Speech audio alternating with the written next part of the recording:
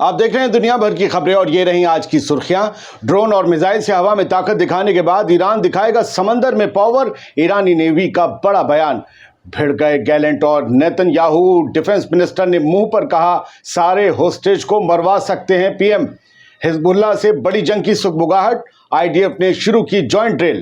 Al-Aqsa میں مسلمانوں کو جانے سے روکا گیا، جمعے کی نماز نہیں کرنے دی گئی ادا۔ یمن کے حوثیز نے پھر نکالا لاکھوں لوگوں کا مارچ، جمعے کو کھائی قسم فلسطین کی آزادی تک لڑیں گے ہم۔ عرب ممالک سے رشتے بہتر کرے گا ایران، ریجنل مدعوں پر ایران کے رول کے لیے جی سی سی کے سیکریٹری جنرل نے کی تعریف۔ اور ڈونلڈ ٹرمپ نے دی فیس بک کے مالک کو دھمکی، کہا اس بار الیکشن میں کی گڑبڑ تو جیل میں سڑو گے زندگی بھر۔ آزاد آل انڈیا میں آپ کا خیر مقدم ہے، آپ کے ساتھ میں عادل خان آزاد۔ آج ہے 30 اگست 2024 اور آپ دیکھ رہے ہیں رات 10 بجے کا اسپیشل شو دنیا بھر کی خبریں۔ تو چلیے شروع کرتے ہیں دنیا بھر کی خبروں کا یہ سفر تفصیل سے۔ دو خبریں دنیا کی اس طرف کی اور اس کے بعد مڈل ایسٹ پر فوکس۔ پہلی خبر، امریکہ کے سابق صدر ڈونلڈ ٹرمپ نے فیس بک کے مالک زکربرگ کو سیدھی دھمکی دی ہے، اور یہ پولیٹیکو کے حوالے سے خبر رشیا کے RT نیوز نے چھاپی ہے، اور یہ کہا ہے کہ زندگی بھر، ٹرمپ نے کہا ہے زندگی بھر زکربرگ تم جیل میں سڑو گے اگر اس بار الیکشن میں کچھ بھی مداخلت کرنے کی کوشش کی، کچھ بھی الیکشن کو اگر تم نے اثر ڈالنے کی کوشش کی، جو ہمارا نومبر میں الیکشن اور میں پھر سے صدر کے سیٹ کے لیے لڑ رہا ہوں، اگر اس بار گڑبڑ ہو گئی تو مسئلہ ہوگا۔ اصل میں ڈونلڈ ٹرمپ کی ایک نئی بک آ رہی ہے، اس میں انہوں نے یہ دعویٰ کیا، اور یہ بک جلد ہی ریلیز ہونے والی ہے۔ جو بک جاری نہیں ہوتی ہے اس کے پارٹس کچھ ضرور پہلے آ جاتے ہیں۔ الزام یہ لگا تھا کہ پچھلے الیکشن میں سال 2020 میں زکربرگ کی کمپنی میٹا نے $420 ملین کا کچھ فنڈ دے کے یا کسی اور ذریعے سے اس پورے الیکشن کو انفلوئنس کیا، جس میں ڈونلڈ ٹرمپ دوسری بار لگاتار صدر بنتے بنتے رہ گئے تھے۔ تو اسی وجہ سے ڈونلڈ ٹرمپ نے سیدھی دھمکی مارک زکربرگ کو دی ہے۔ امریکہ کے لیے ایک بہت بڑا سیٹ بیک ہے، اور یہ سیٹ بیک ہوا یوکرین میں سامنے آیا۔ RT نیوز نے خبر دی ہے، یوکرین نے کنفرم کیا ہے کہ پہلا F-16 فائٹر جیٹ مار کے گرا دیا گیا ہے۔ کچھ ہی مہینے پہلے امریکہ سے یہ فائٹر جیٹ ملے تھے۔ یہ امریکہ کی طاقت ہے، یہ امریکہ کا غرور ہے، یہ امریکہ کی یوں کہیں کہ فیس ہے F-16، اور یہ ٹوٹ گیا، خراب ہو گیا۔ F-16 کو مار گرایا گیا ہے میزائل سے، رشین میزائل سے، دعویٰ کیا جا رہا ہے۔ حالانکہ کریش کی جانچ چل رہی ہے یوکرین میں، یہ پتہ کرا جا رہا ہے کہ کوئی ٹیکنیکل ایرر تھا، پائلٹ کی وجہ سے ایرر ہوا، یا کچھ اور ہوا جس کی وجہ سے F-16 جیسی فلائنگ مشین گر گئی، جو کہ گرنا ناممکن مانی جاتی ہے۔ حالانکہ کوئی ایسا ایئر کرافٹ نہیں ہے کہ گر نہ سکے، لیکن F-16 بہت بڑی طاقت ہے، بہت بڑی فلائنگ برڈ ہے، اور ایسا فائٹر جیٹ ہے کہ مطلب جسے نشانہ بنانا آسان نہیں، پھر بھی اتنی راکٹ اور میزائلز داغی گئی روس کی طرف سے۔ بتایا جا رہا ہے، دعویٰ کیا جا رہا ہے کہ اسے نشانہ بنایا گیا۔ یوکرین اس کا ٹیکنیکل پوائنٹ آف ویو سے اس کی جانچ کر رہا ہے، لیکن F-16 گرنا امریکہ کے لیے بڑا دھکا ہے۔ چلیے ہم مڈل ایسٹ کی خبروں کا رخ کرتے ہیں۔ سب سے پہلے تو آپ یہ سن لیجئے کہ اسرائیل کے ڈیفنس منسٹر یوو گیلنٹ اور وزیر اعظم بنجمن نیتن یاہو کی کبھی بنتی تو ہے نہیں کئی مدعوں پر، لیکن اس بار اختلاف اس مدعے پر ہے جو ایک شرط کی شکل میں بنجمن نیتن یاہو نے حماس کے سامنے رکھا ہے، اور جو ڈیل نیگوشیٹر کروا رہے ہیں ان کے سامنے رکھا ہے۔ یوو گیلنٹ ہی اس شرط پر راضی نہیں ہے جس پر حماس راضی نہیں ہے، لیکن نیتن یاہو اس کے پیچھے پڑا ہے۔ میں نے صبح بھی اس کے بارے میں آپ کو بتایا، لیکن اس میں اپڈیٹڈ خبر یہ ہے کہ یوو گیلنٹ نے منہ پر نیتن یاہو کی ایسی بات بول دی ہے کہ اگر وہ عام اسرائیلیوں کے کان میں پڑی گئی ہوگی، جو ہم نے پڑھ لی ٹائمز آف اسرائیل میں، تو بڑا مشکل ہوگا بنجمن نیتن یاہو کے لیے۔ اصل میں نیتن یاہو یہ چاہتا ہے کہ کسی بھی طرح کا سیز فائر کی کوئی بھی شرط ہو، اس میں یہ شرط شامل رہے کہ غزہ سے لگنے والی جو مصر کی سرحد ہے، اور وہاں پر جو فلیڈیلفی کوریڈور ہے، ایک گلیارہ ہے، اس فلیڈیلفی کوریڈور پر ہمیشہ IDF کا قبضہ رہے گا۔ یوو گیلنٹ اس کے خلاف ہے۔ اس کے لیے رات ہی کیبنٹ منتریوں نے اسرائیل کے ووٹنگ کی، 8-1 سے یہ ووٹنگ ہوئی۔ 8 لوگ نیتن یاہو کے اس خواہش کے طرفدار تھے، سپورٹر تھے۔ سب نے کہا نہیں نہیں IDF رہنی چاہیے فلیڈیلفی کوریڈور پر، لیکن جس کے ماتحت پوری فوج کا ذمہ ہے، وہ جان رہا ہے وہاں پر فوجی کیا بھگت رہے ہیں۔ رفح میں بھی مارے جا رہے ہیں گھر گھر کے۔ اس نے کہا یار ہمارے فوجی مارے جائیں گے اور ہوسٹیجز مارے جائیں گے، جنگ ختم نہیں ہوگی، سیز فائر ہوئے گا نہیں۔ یوو گیلنٹ نے اس کے خلاف ووٹ دیا۔ یوو گیلنٹ نے کہا، یہ لکھا ہے ٹائمز آف اسرائیل کی ہیڈ لائن میں، P M can decide to kill all of the hostages. پردھان منتری بنجمن نیتن یاہو یہ فیصلہ لے سکتے ہیں کہ سارے ہوسٹیجز مار دیے جائیں۔ انہوں نے کہا کہ آسان نہ ہوگا کہ آپ فیلاڈیلفی کوریڈور پر ہیں، سارے ہاسٹیجز بھی آزاد ہو جائیں. بھائی جنگ چلتی رہے گی، یا تو ہمارے گولے گولی سے مر جائیں گے وہ، یا حماس ہی مار دے گا انہیں. آپ شاید ان کی جانوں کا سودا کر رہے ہیں. اب اسرائیل اور آئی ڈی ایف سے جڑی ایک اور خبر ہے، وہ بھی ٹائمز آف اسرائیل کے حوالے سے ہے کہ آئی ڈی ایف نے کہا ہے کہ اس نے جوائنٹ ڈرل شروع کر دی ہے نارتھ کے علاقے کو سیکیور کرنے کے لیے. سیکیور کا مطلب ہی ایک طریقے سے اٹیک ہوتا ہے. جب فوجی اور فوج سیکیور کی بات کریں، سیکیورٹی کی بات کریں، اٹ مینس کہ وہ پوری اٹیک کی تیاری سے ہوں گے، تبھی تو سیکیور ہوگا. اگر کوئی حملہ سامنے سے کرے گا تو فوراً ریٹیلیٹ کریں گے. تو جوائنٹ ڈرل شروع ہو چکی ہے. یہ اس بات، یہاں لفظ کچھ بھی لکھے ہوں لیکن ان کے پیچھے پڑا جا سکتا ہے کہ حزب اللہ سے جنگ کی تیاری اسرائیل کر رہا ہے، کیونکہ اسے لگتا ہے غزہ میں سب نپٹ چکا، یا تو ہمیں ڈیل کرنی پڑے گی، اور نہیں کریں گے تو پھر ہمارے ہاتھ سے وہ چیز کھسک جائے گی. بنیامین نیتن یاہو کو پتہ ہے. تو کیا کرنا ہے؟ جنگ کو کسی اور طرف چھیڑ دینا ہے. بھلے سارے ادھر ہاسٹیجز مارے جائیں یا وہ آزاد ہو جائیں، لیکن ایک بہانہ تو ہوگا پردھان منتری بنے رہنے کا کہ جنگ چل رہی ہے، ابھی جنگ چل رہی ہے، الیکشن نہیں ہو سکتے. اس طریقے سے اسے سمجھیے. لیکن حزب اللہ نے بھی کہا ہے ہم تمہارے وہاں زخم دیں گے جہاں کہ تم کھرنڈ نہیں چھٹا پاؤ گے اور لوگوں کو دکھا بھی نہیں پاؤ گے. تو یہ سب دونوں کے ایک دوسرے کی طرف سے دعوے، زبانی حملے اور راکٹ والے حملے دونوں لوگ کر رہے ہیں. ایسا نہیں ہے، اسرائیل جو حملے کرتا ہے ساؤتھ لیبنان میں بڑی تباہی مچتی، لیکن حزب اللہ اس کے بعد نہیں مان رہا اور کہہ رہا ہے کہ ٹھیک ہے، تم جب تک فلسطین اور غزہ پر، ویسٹ بینک پر حملے نہیں بند کرو گے، ہم تم پر حملے بند نہیں کریں گے. ایران کی نیوی نے اعلان کیا، بلکہ آئی آر جی سی نے یا نیوی نے اعلان کیا ہے کہ سون اناؤنس میجر مشن اچیومنٹ، بہت جلدی ایک بڑے مشن کے اچیومنٹ کا ہم اعلان کرنے والے ہیں. کیا کچھ حاصل کر لیا ہے یا خالی مشن ہوگا؟ اچیومنٹ کی بات اگر یہ ہے تو ایران کی نیوی نے کیا حاصل کر لیا ہے؟ کیا واقعی کسی بڑے شکار کا شکار کر لیا ہے، یا پھر کسی بڑے شکار کا شکار کرنے کے لیے کوئی بڑا اوزار تیار کر لیا ہے؟ میں اس ڈائلاگ سے اور اندر پوری نیوز پڑھ کے بھی سمجھ نہیں پایا. اب جب لکھا ہی ہے سون، اس کا مطلب ابھی تو کھل کے کچھ نہیں بتایا، آگے بتائیں گے، بہت جلدی بتائیں گے. وہ ایران کی نیوی کے ہتھے کیا لگائے؟ ہم نے آسمان میں ایران کی طاقت دیکھی ہے، دنیا نے دیکھی ہے، اسی لیے ہلکے میں نہیں لیا جا رہا. ہم نے ان کے بیلسٹک میزائلز اور ڈرونز دیکھے ہیں. لوگ سوال کرتے ہیں ان سے کتنے مرے، وہ الگ بات ہے. مسئلہ تو ہے اتنا کہ ابھی ان پر کوئی حملہ نہیں کر رہا. کیا پتہ انہوں نے نہ ماننے کے لیے حملہ کیا ہو.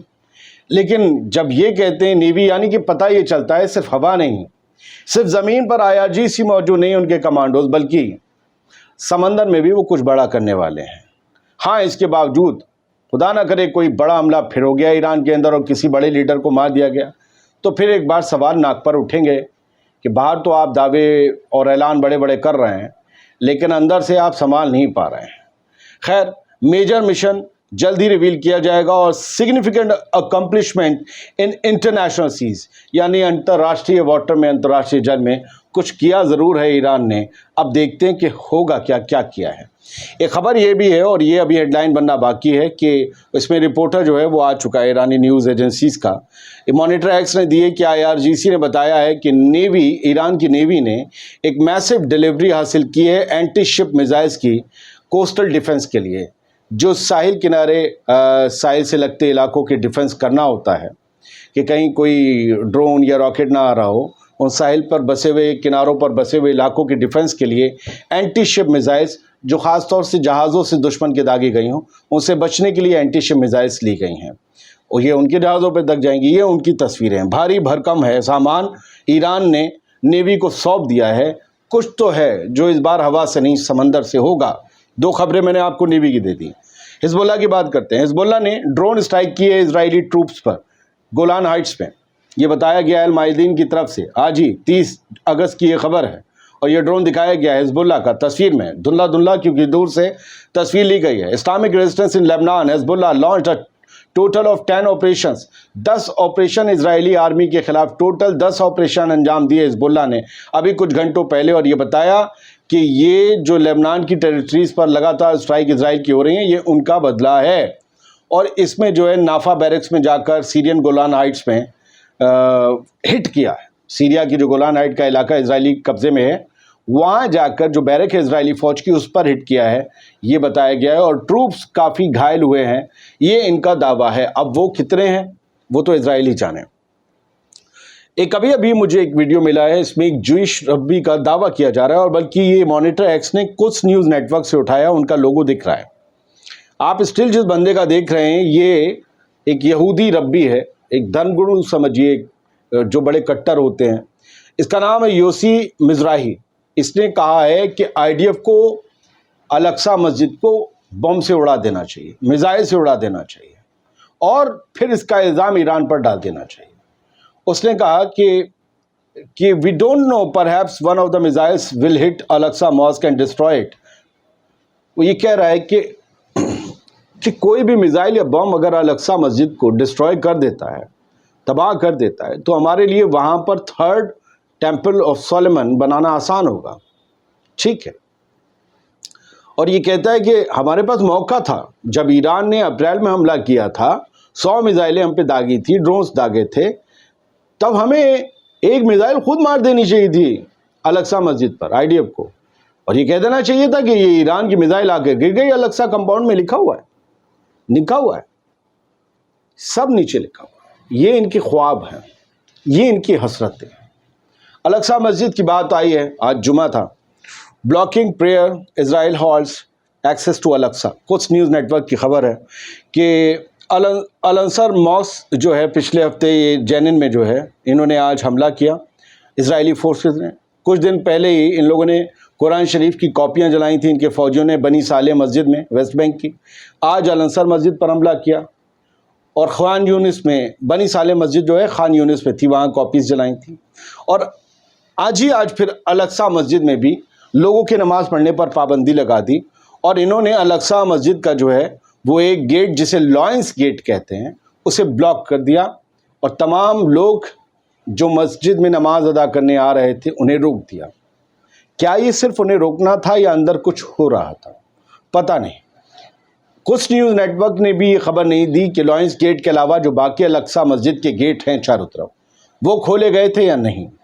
खैर, एक तरफ से तो लोग नहीं, बहुत बड़ा कंपाउंड है, एक तरफ गेट बंद मिल जाए तो बहुत से जो बूढ़े हैं, कमज़ोर हैं या बच्चे हैं, उनकी हिम्मत टूट जाती है। अब हम दूसरा गेट जो 1-1.5 किलोमीटर दूर है, उस तरफ से हम नहीं जाएंगे, पैदल नहीं चल पाएंगे। बड़ी ऊंची नीची गलियां, पतली पतली हैं वहाँ पर ओल्ड जेरूसलम सिटी में, अल-कुद्स में।